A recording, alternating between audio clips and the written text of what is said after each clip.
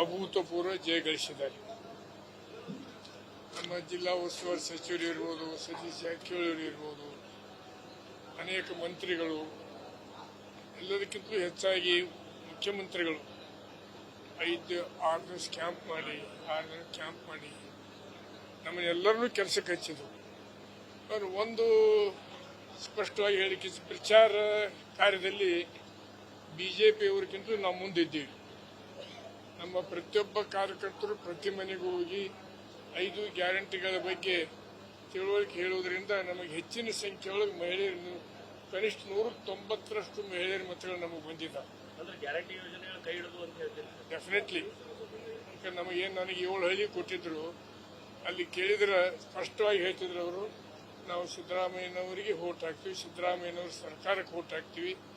ನಾನು ಬಿಜೆಪಿ ಪರವಾಗಿ ವೋಟ್ ಕೇಳಕ್ಕೆ ಬಂದೇನೆ ಅಂದ್ರು ಅವ್ರು ಸ್ಪಷ್ಟವಾಗಿ ಹೇಳಿದ್ರು ನನಗೆ, ಇಲ್ಲ ನಾವು ಕಾಂಗ್ರೆಸ್ ವೋಟ್ ಹಾಕ್ತೀವಿ. ಇಷ್ಟು ಸಮೀಪದ ಚುನಾವಣೆಯೊಳಗೆ ಮಹಿಳೆಯರು ದಿಟ್ಟವಾದಂಥ ಉತ್ತರ ಎಲ್ಲಿ ಕೊಟ್ಟಿದ್ದು ನೋಡಿದ್ದಿಲ್ಲ ನಾನು. ಬಿಜೆಪಿ ಅವರ ಆರೋಪ ಸರ್, ಪುಕ್ಕಟ್ಟೆ ಯೋಜನೆಗಳು ಅವ್ರ ಕೈ ಹಿಡಿಯಂಗಿಲ್ಲ, ಈ ಬಾರಿ ಜನ ಪ್ರಬುದ್ಧರಾಗಿದ್ದಾರೆ, ಬಿಜೆಪಿ ಮತ ನೀಡ್ತಾರೆ. ಯೋಜನೆಗಳು ಪುಕ್ಕಟ್ಟೆ ಹೆಂಗಂತೀರಿ? ಬಡವರಿಗೆ ಅನುಕೂಲ ಆಗಲಿ, ಆರ್ಥಿಕವಾಗಿ ಯಾರು ಅಸಮರ್ಥರಿದ್ದಾರೆ ಅವ್ರನ್ನ ಸಮರ್ಥನೆ ಮಾಡ್ಲಿಕ್ಕೆ ಕೊಟ್ಟಿದ್ರು. ಇನ್ನೊಂದು ವಿಶೇಷ ಏನಂದ್ರೆ, ಯಾವುದೇ ಹಿಂದುಳಿದವರು ಮುಂದುಳಿದವರು ವಿಚಾರ ಮಾಡಲಿಲ್ಲ. ಎಲ್ಲ ಮೇಲ್ವರ್ಗದವ್ರು ಹಿಡ್ಕೊಂಡು ಬಡವರು ಪ್ರತಿಯೊಬ್ಬರಿಗೆ ಸಹಿತ ಕಾರ್ಯಕ್ರಮ ಕೊಟ್ಟಿದ್ದಾರೆ. ಕೇವಲ ಬಡವರಿಗೆ ಅಷ್ಟೇ ಕೊಟ್ಟಿದ್ರೆ ಆ ಮಾತು ಬೇರೆ. ಅವರು ತಗೊಂಡಿದ್ದಾರೆ, ಎಲ್ಲರೂ ಬಿಜೆಪಿ ಅವರು ತಗೊಂಡಿದ್ದಾರೆ, JDSನವರು ತಗೊಂಡಿದ್ದಾರೆ, ಕಾಂಗ್ರೆಸ್ನವರಂತೂ ಸರಿನ ಸರಿ. ಒಟ್ಟಾರೆಯಾಗಿ ನಮ್ಮ ಮುಖ್ಯಮಂತ್ರಿಗಳಿಗೆ, ಉಪಮುಖ್ಯಮಂತ್ರಿಗಳಿಗೆ, ನಮ್ಮ ಜಿಲ್ಲಾ ಉಸ್ತುವಾರಿ ಸಚಿವರಿಗೆ, ಆಮೇಲೆ ಸತೀಶ್ ಜಾರಕಿಹೊಳಿ ಅವರಿಗೆ ಗೌರವ ತಂದಿದೆ. ನಮ್ಮೆಲ್ಲ ಶಾಸಕರಿಗೆ ಸಹಿತ ಗೌರವ ತಂದಿದೆ. ದಿವಂಗತ ಮೇಟಿ ಅವ್ರದ್ದು ಕಾಂಟ್ರಿಬ್ಯೂಷನ್ ಇದರೊಳಗಿದೆ. ಅವ್ರು ನಮ್ಮ ಮಧ್ಯದೊಳಗೆ ಇಲ್ಲ ಅಂದ್ರೆ ಸಹಿತ ಅವ್ರ ಬಗ್ಗೆ ಸಿಂಪತಿ ಭಾಳ ಇತ್ತು. ಜನರ ಜೋಡಿ ಹೊಂದಾಣಿಕೆ, ಕಾರ್ಯಕರ್ತರ ಜೊತೆಗೆ ಹೊಂದಾಣಿಕೆ, ಇದು ಸಹಿತ ನಮಗೆ ಹೆಚ್ಚು ಮತಗಳನ್ನ ಕೊಟ್ಟಿದೆ ಅನ್ನುವಂಥ ಮಾತನ್ನು ಹೇಳಿಕೆ. ಈ ಫಲಿತಾಂಶ ಮುಂದಿನ ಚುನಾವಣೆ ದಿಕ್ಸೂಚಿ ಏನು ಹೇಳಲಾಗ್ತಾ ಇತ್ತು ಸರ್?